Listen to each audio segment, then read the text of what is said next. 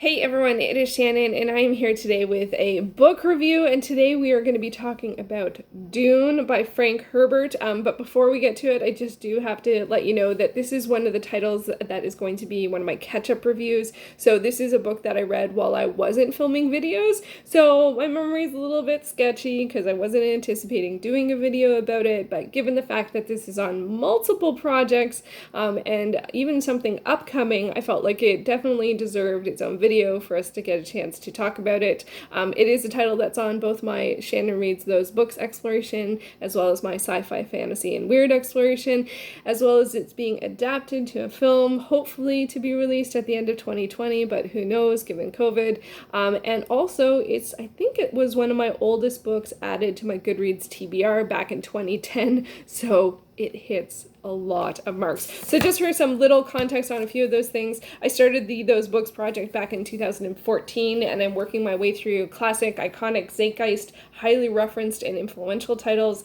The goal of that project is to gain cultural context for these works, as well as to increase my reading comprehension, which Dune definitely contributed to because it was a bit of a harder text to read.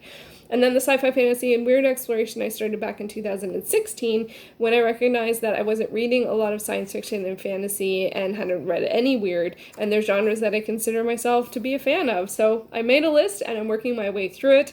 This happens to be the 51st title for my Those Books project. 51st! And it is the 33rd title for my Sci-Fi Fantasy and Weird exploration. Dune was published back in 1965. It's been a while.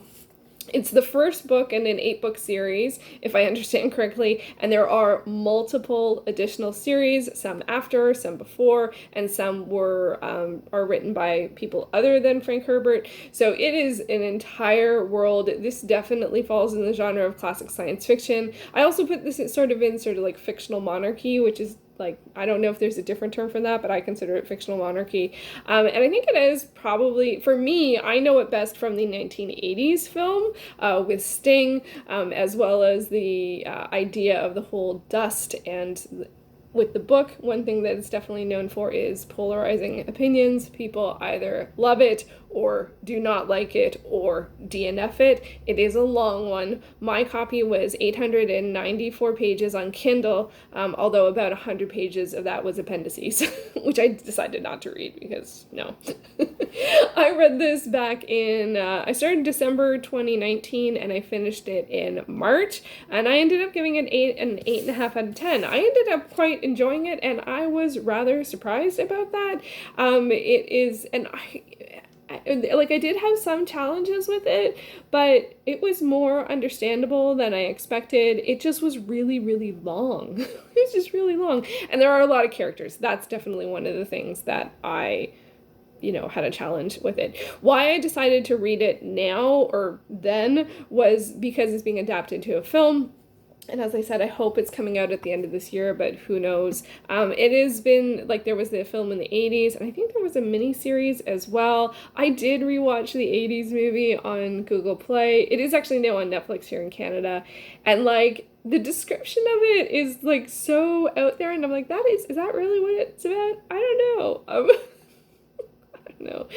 And watching the movie, I realized, it is, a monumental effort to try and make 900 pages or even 800 pages into a 2-hour movie. They really had to cut corners and omit a lot of things, but I actually think it did a pretty good job.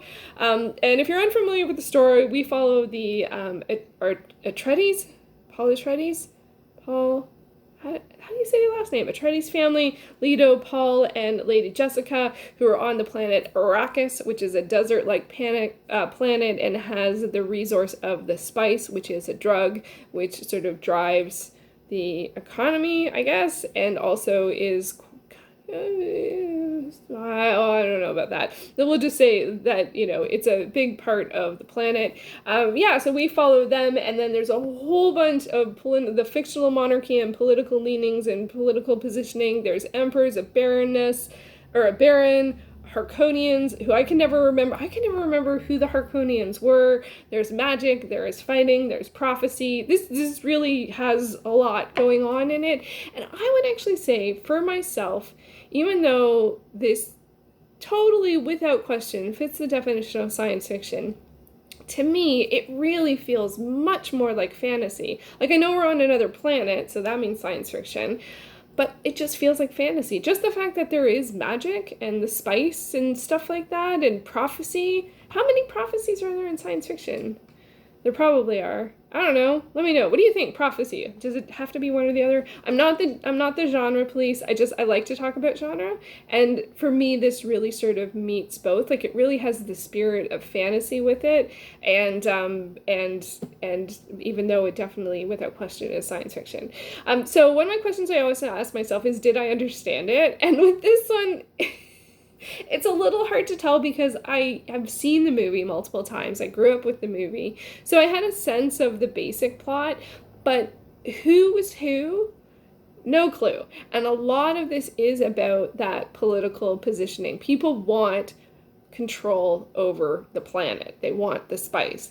And I couldn't remember who was who beyond like Leto, Paul, and Jessica. And there's one guy, one of the guys from that they meet, but everyone else couldn't remember who was who, because this is one of those situations, like in many sort of fictional monarchy or political like strategizing situations, where people have their name, they have their title, they have their rank, and they often their family or people close to them may call them something else. So people could have up to 4 different names, and there's so many people, and they all want power, and they're often backstabbing each other. So in that kind of sense, I had no idea. I could follow Paul and Jessica and Leto. That was no problem. But everyone else didn't know who they were, didn't know what they were trying to do other than gain power, especially because there was lots of scheming going on. So it was hard to understand from that perspective. But in terms of a plot perspective, like what was happening in each and every moment, it wasn't too bad. It was just all the strategizing. But for me, that's always the thing that I'm just like, it doesn't stick with me. And that's okay. That's okay.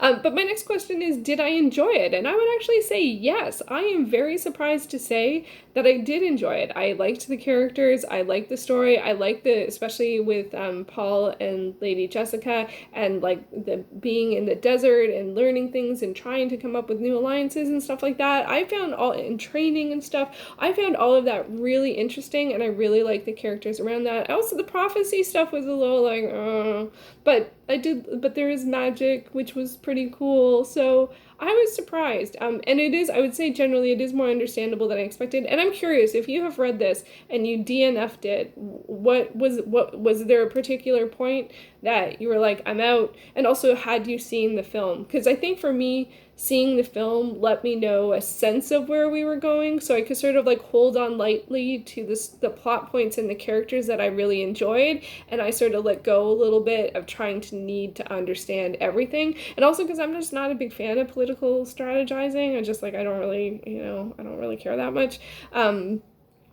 And it's in a lot of books, so I just sort of like wait and see what happens. It's like a mystery. I just like wait and see who done it, because they're going to figure it out, and I don't know. I'm never going to pick it correctly, so I'll just sort of let it unfold, and then focus my time and attention on the characters that I really enjoy, and that's what I decided to do with this one.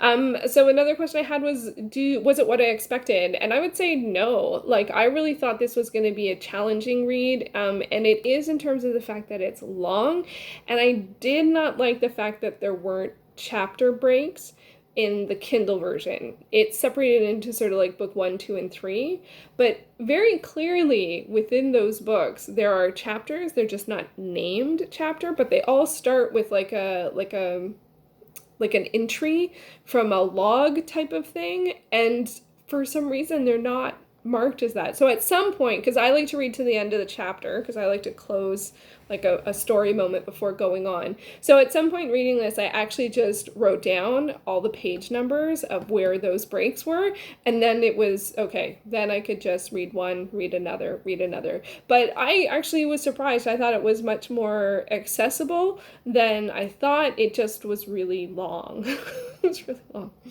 Another question I have is, will I read more from this author?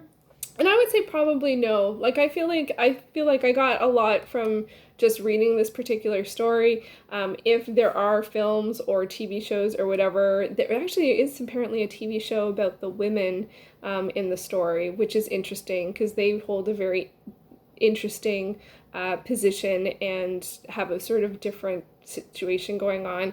And I would watch that for sure, but I don't think I would read more. It is quite a time investment, and I didn't enjoy it enough to keep going with the story, especially since 8 volumes in just this particular series of a set of series. I'm okay. I can't actually remember where this ended, to be honest, but I felt a sense of completion after finishing reading it, and I also felt a sense of accomplishment just because it is so long.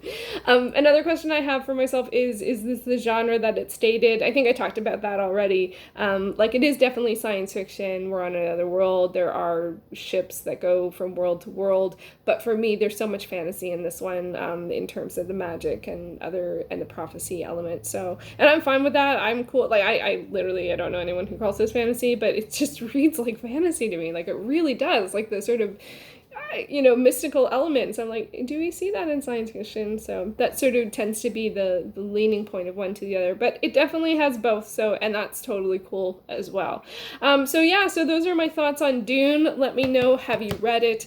Have you read the whole series? A lot of people I know that read it who enjoy it seem to have read it not right now. Like, I feel like a lot of people have started it in the past couple of years and have been like, and but people who read it more like in the 80s and stuff like that are like, oh yeah, Dune. So I don't know if it's just a time thing or what. The gender dynamics aren't great. Like, there's not tons of female characters in it, but I did really enjoy Jessica, so I think that's one reason why it didn't bother me quite so much.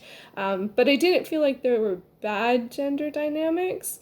Usually that is something that I notice. So, but it is definitely male focused. The vast majority of the characters, especially the ones vying for power, are men, but that's not only the case. Actually, the women do have a fair amount of power too, and just a different kind of power. So, which is a whole other conversation. But yeah, so I am looking forward to the movie. Hopefully it will come out. I have started to see images from it. I can't remember who's cast in the lead role. I can't remember who anyone is it. No, I don't know. If there's a trailer or anything, I will link it up above, or maybe put it in the end cards for you to enjoy, or down below or somewhere. But I did enjoy rewatching the original, even though it's not great. And it grosses me out. The floating guy grosses me out. Just like, ah! So, but Sting, there's Sting. So there was that. So anyway, Dune, let me know your thoughts. Next up is going to be War of the Worlds, or The War of the Worlds. Whew, we're almost done. These catch-up weird reviews, and then back to normal. But I don't think there is any normal anymore. But we're gonna pretend, at least for a little bit.